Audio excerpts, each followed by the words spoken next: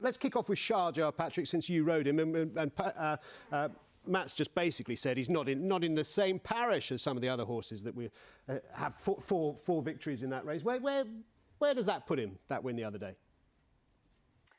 Sure. Look, he's not Hurricane Flyer, is the rack, but no horses are. So I mean that should be his 5th consecutive Grade 1 at Leopardstown Christmas, because remember the year we fell at the last, the novice hurdle going to win, he stepped at a shadow. So look, he's right up at the top, but he probably is just below the real legends, I suppose. I'd forgotten that for you, obviously hadn't. But Sharjah, four Grade 1s and well placed to do it. But the headline has to be the King George, doesn't it? And I know that Willie has won a King George before, but that was 2000 or 2001, the mighty Florida. But you probably don't remember that, do you? No, I do. I remember it well. I was watching it in Leopardstown with my mother, and we'll never forget Florida Pearl winning with Adrian Maguire. Well, let's get straight down to it, Patrick, because we can debate all day, but we haven't got all day. So let's just get to the hard questions. It was a brilliant win. I thought Danny gave the horse a tremendous ride, and he's a jockey who's always deserved to win a race like that. But do we really believe we've got a new kid on the block, or do we believe that circumstances on the day allowed Tornado to get this huge win? Yeah, to be fair, I think John Turner has to take a lot of the credit. I don't think Willie would have sent him over, bar John said he wanted to have a runner there. No, like you say, I think the race fell into his lap a bit. Danny gave him a fantastic ride, but it's not that it's very easy, but it's much easier to do that when you're riding a 28-1 shot that has been told to ride to run well. You know, you don't have to go and cover moves. You don't have to be handy. There's no pressure to give that kind of ride. So it's suited on the day. Has he suddenly improved beyond his other form? I don't think so. But he was third in the Ryanair last year, and who's to say that another big race won't fall in the future? And to be fair, Patrick, I remember when we used to show the Irish racing back in the day, I put this horse up as a horse to follow as a novice, because there was a time when he did look really special. Yeah, well, he is. He's out of a sister to Hurricane Flyer. Hurricane Flyer is in the pedigree there somewhere. He won the champion bumper in Punchestown, beat Black Bow and Carefully Selected. And look, to be honest, he never really fell into the horse we hoped he might be until winning the King George. But sure, what more could you want from a horse?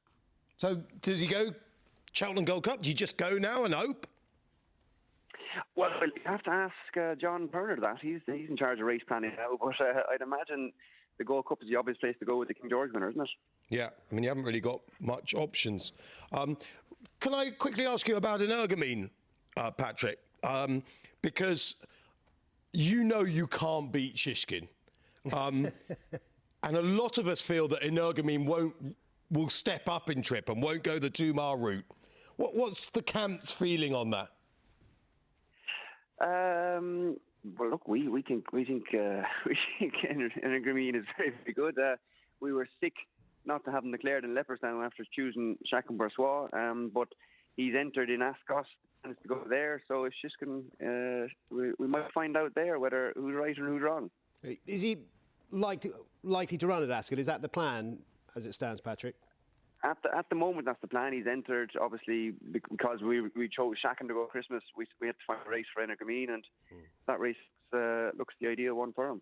Yeah. We like to feel, Patrick, rightly or wrongly, that you and Willie sit round that breakfast table and say to each other, look, let's scare Hendo today. Let's just reveal really early that Energumene's going to run, and then we'll enter Shacham or something as well, and we'll take Energumene out and run Shacham. I mean, does any of that go on, or is that just Dick Francis stuff? Oh, Matt, sure, none of that would ever happen. No, that'd be terrible. It does go on. He's just proved it does go on. It's perfect. Well, all's fair in love and war, isn't it? And we see it on the flat with big battalions and big entries and stuff like that. It can have the effect of narrowing your opposition. It would be stupid not to, in a way, wouldn't it, if it has that effect? How good do you think Energumene is, Patrick? So look, it's a cliche, but we don't know. I mean, he's obviously, since he's gone, he's improved.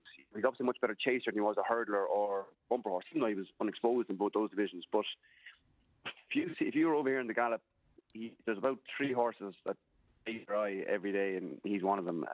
So until we see there's a horse better than him, we think he's as good as anything. Yeah, and I think we'll see where he stands. Shishkin. We must. Yeah, just one other thing though, because we all understand, and I've said it to his face, so he knows I mean this.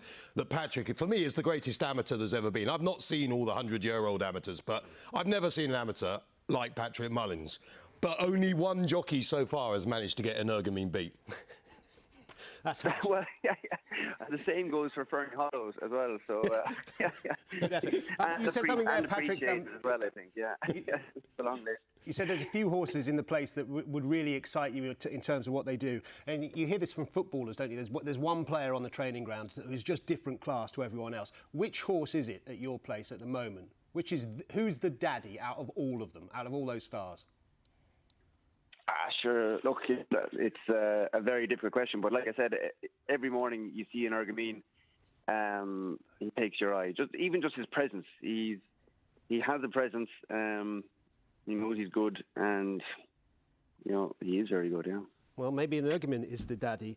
Very quickly, in terms of how good are they? Galopin des Champs, Matt was just asking me what took my eye most. That was probably many people's most impressive potential success. What do we think about him? How good is he? Yeah, breathtaking. I mean, I beforehand I sort of had him in the same mould as Dom Polly and Sir Champs, but he looked. What are you saying? A bit slow. Well, that was kind of, he didn't, he looked like a real stayer. He won the last pipe set up to 3 miles. He looks like a bit like other horses that have gone, once he's gone chasing, he looks like he could be a faster horse of offensive because of how he. So, he was breathtaking. He was surprisingly breathtaking, even for a horse we thought was very, very good. It sounds like he surprised you. Boum Photo? Yeah, Patrick, I want to ask you about Boum Photo because he's very lightly raced. OK, he's 11 now. But with his mileage on the clock, it's still possible. And he doesn't really get talked about much as far as the Gold Cup. But he basically did what he usually does yesterday, didn't he?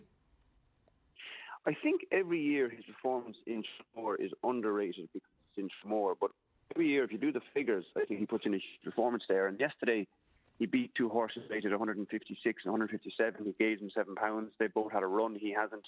And he beat them easy. So he ran to the mid-160s, if not higher. So it was a very, very good performance. He's not 11 yet, Matt, so we might have time on our side. Last year, just with COVID and everything, he did have the ideal prep. Now, whether he'll be able to beat the other 2 horses anyway, I don't know. But we like to think he's better than the Bear form last year. Patrick, you're in incredible form. I think it's 5 out of your last 6. We've only had 6 rides in the last 2 weeks or something, and 5 of them have won out of the 6. You dominated all the bumpers at Leopardstown. Facile Vega, Embassy Gardens, Redemption Day.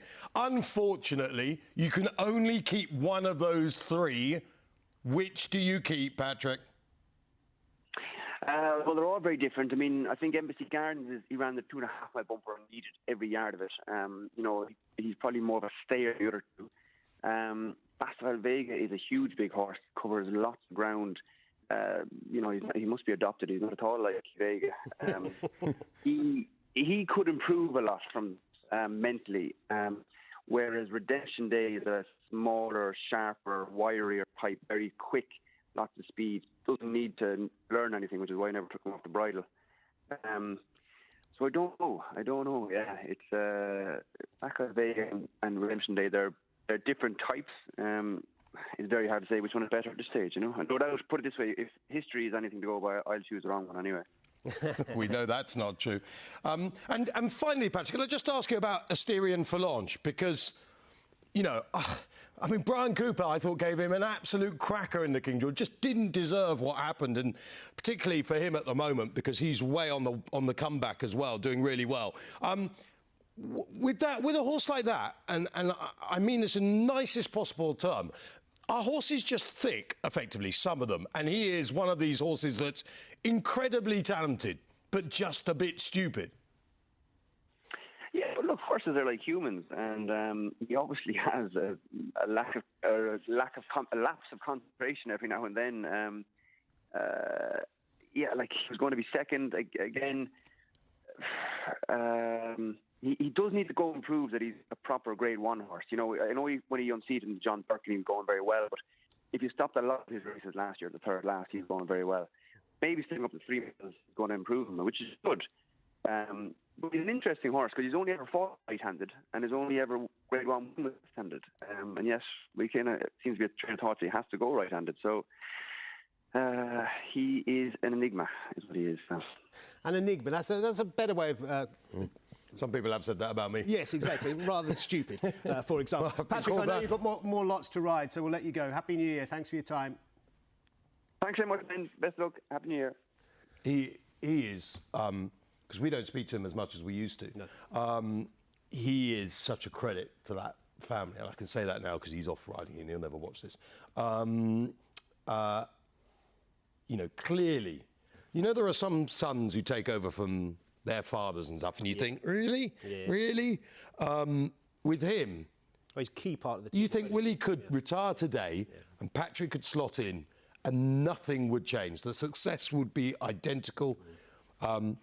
Maybe a bit of the plotting would change a little bit, because I think with Willie, his silence, because he's basically a silent figure, isn't he? You remember those great interviews we used to have after Punchdown? We used to, at the end of the day, go and speak to him for half an hour at the end. And then you get into the real Willie Mullins. But on a daily basis, you don't hear much from him. But which I quite like in some ways, because you need figures in racing that are a little bit ghostly. I think that point about, you know, saying we're going to come with a big gun and watching the ripples that causes over here is well made. I'm sure that's part of the Arsenal. I'd be worried though if you're in the Shishkin camp, because Energumene, I took from that, is the daddy of all the horses there. He's the daddy. Before we get pelters on social media, we just should say that Patrick was in the middle of riding work and he had to get back on a horse. So for those of us sat at home saying, why did you not ask him about Classical Dream? Why did you not? We only had that window. We used it, I think, incredibly well, Sean, with huge skill. We could have done better. I wanted to ask about Kilcrew, whether anything came to light. I had an emailer asking about that. But he's not quite as good as everyone originally wanted him. Remember, Tony Mallon's got involved with Kilcrew, didn't it? Because it was a sort of family horse. Yeah.